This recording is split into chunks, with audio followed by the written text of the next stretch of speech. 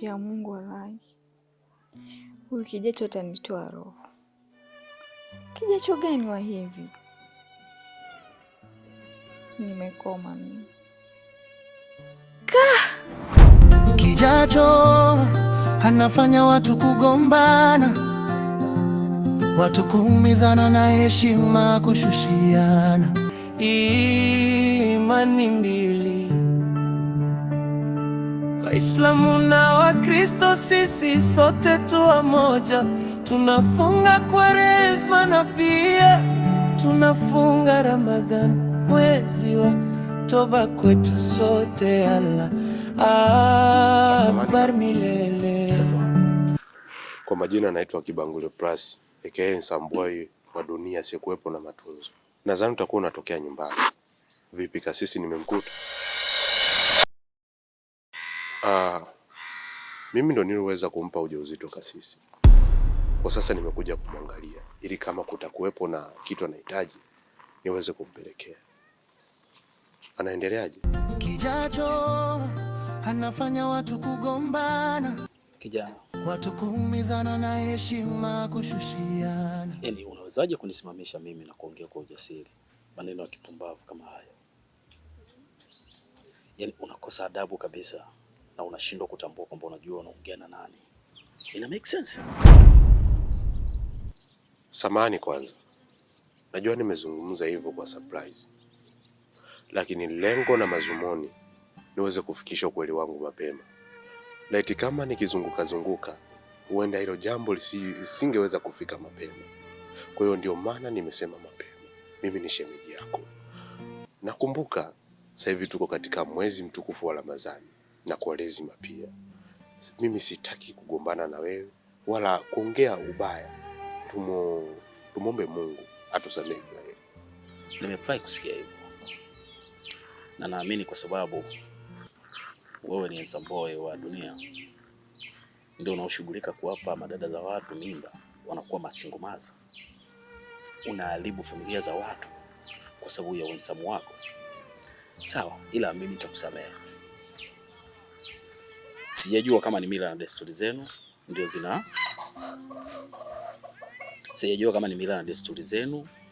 ndio zinawafanya hivyo ama uelewi kitu chochote. Kwa makini sana. Tambua hii ni dunia. Ogopa sana kuharibu future za watu. Utapotea. Maana hii ni dunia. Na utakuja kujuta vibaya. Sisi kwa naenda huku. Ujitahidi sana kwa makini bwana. Maana maisha ni hatari sana. Hii dunia ni mbaya kuliko unavyofikiria wewe. Sawa, kwa makini. Kijacho anafanya watu kugombana, watu kuumizana na heshima kushushiana. Mtukufu mwezi wa rehema na neema, mwezi uliounganisha imani mbili, Waislamu na Wakristo, sisi sote tu wamoja. Tunafunga Kwaresma na pia tunafunga. Swaiba. kuingia ndani utaki. Kasi tukae wote hapa, si ndio kumkarimu mgeni. Akikaa nje naona kaa nje. Karibu ndugu yangu. Yaani pressure nilionayo, yaani ndani siwezi nikakata kidogo.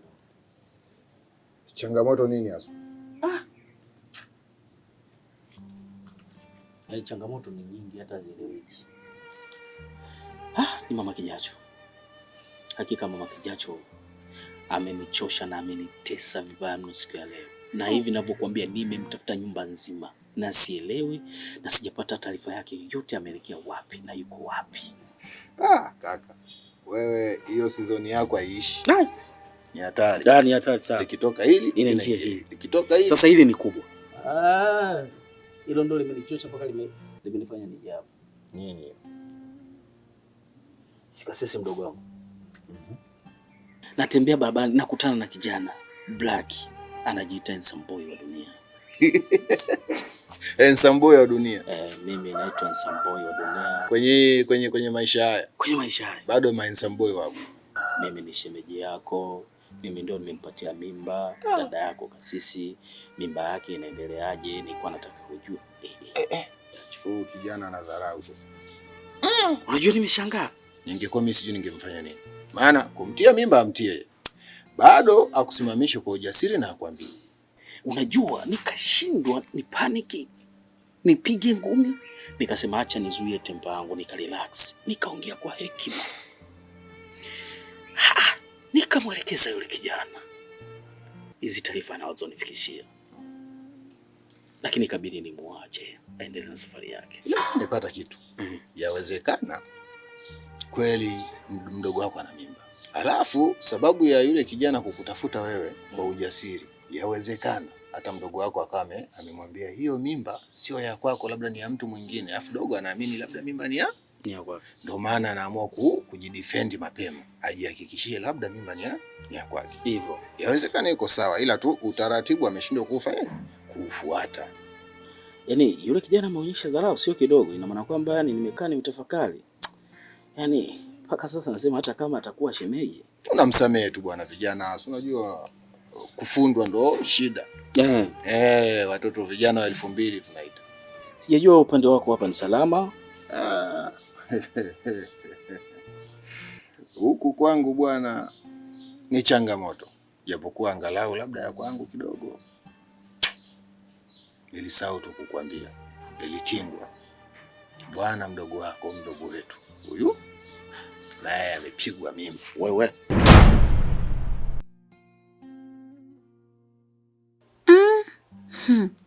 Mfungo umenikomesha na kunifundisha kitu.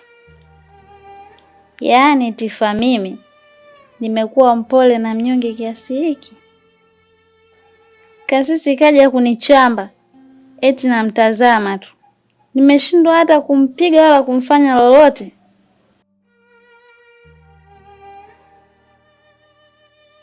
Aise, kweli nimebadilika. Pigwa mimba na kibaya zaidi mwenye mimba kaikataa. Usiniambie huyo. Nilipatwa na hasira sana kwa sababu kutia mimba ni jambo la kwanza, kukataa ni jambo jingine. Na nimemsaka kila kona huyo jamaa. Kila kona sijampata. Nimemuulizia jina anaitwa nani? Mirambo. Unamfahamu? Mirambo si mzee mwenzetu huyo. Makamu yetu kabisa. Yaani huyo kama amefanya hivyo basi amekuwa ni mharibifu kwa sababu huyo anajua maisha vizuri. Yaani kama Mirambo amefanya hivyo kuharibu watoto wa watu, atakuwa amefanya makosa makubwa sana. Sasa na siri hiyo kumbe hadi shemeji yako anafahamu kila kitu, anakaa mtu na usi yake wanayajenga kuficha siri. Sasa nimejiuliza, ada tulizopambana mimi nalipa ada, kumbe mtu anafanya ujinga. Yupo. Yeye mwache akae nyumbani kama mzaza. Wewe yuko wapi huyo? Hebu ngoja nyumbani sijui. Au utakuwa nilala. Mimi unafikiria tunaongea naye siku hizi? Hao watoto ni kuchapa hao makofi. Piga kweli kweli fimu. Yaani bahati mbaya sana na bahati nzuri ndio mwezi mtukufu ndio huu umefika. Sijafunga na manunguniko moyoni. Nafungaje ndugu yangu? Nishinde njaa. Kaka. Najua na wewe hujafunga. Najua na wewe hujafunga. Sasa kiubwa twende tukale. Sasa unafungaje? Kama unaweka za mwanamke. Usiseme sana wewe mwezi mtukufu ukiongea sauti yako. Kaka hujafunga kwa changamoto. Na hii asubuhi tena tukafuturu tu ndugu yangu tukaanza somo. Wewe unasemaje? Lakini sasa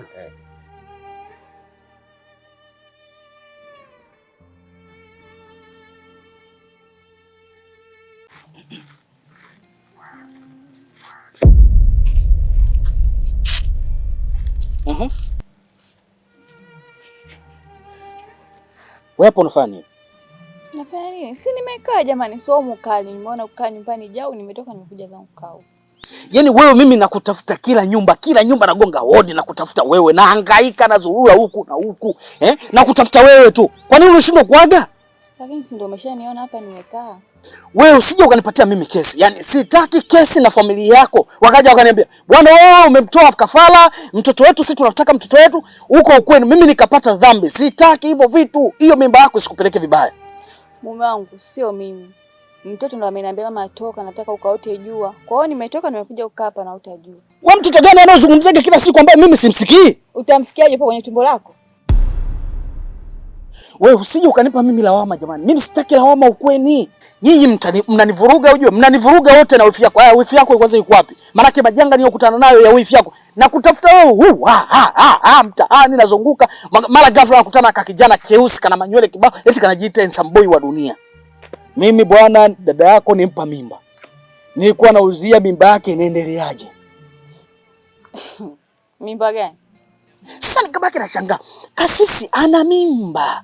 Kasisi na sijui mimi kaka yake. Ana mimba. Na ana bwana. Ana mchumba manake. Kasisi ametoka zake asubuhi na begi lake sijui alipoenda. Au ndio atakuwa amekwenda kwa huyo mchumba wake? Mchumba gani? Huyo manywele? Eh. Sahau. Kwanza kasisi mbona hana mimba, ameshaitoa muda tu. Yaani pale alipo unavyomuona hana mimba wala hana chochote. Yaani wewe kumbe ulikuwa unajua kila kitu lakini ulishindwa kuniambia. Wanawake mnasiri nyinyi. Sawa, tuondoke. Twende wapi? Si nimekwambia na utajua. Nitake.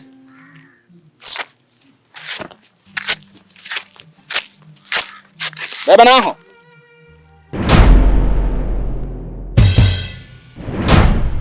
Mama kiacho wewe, mbona unatutesa? Mama kiacho wewe, mbona visa vimezidi? Wakati wote kumsingizia kijacho, wakati wendo kusudi. Kila unachotaka unakomoa, ngine unabomoa, mpaka najua kijacho kuwepo tunatamani asingekuwepo. Ni kweli tulitamani kijacho, lakini sio kwa heka hizi.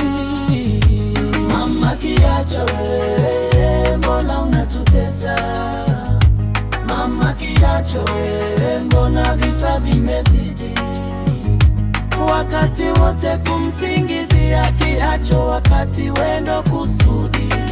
Kila unachotaka unakomoa, mimi unabomoa, mpaka najua kijacho kuwepo tunatamani asingekuwepo.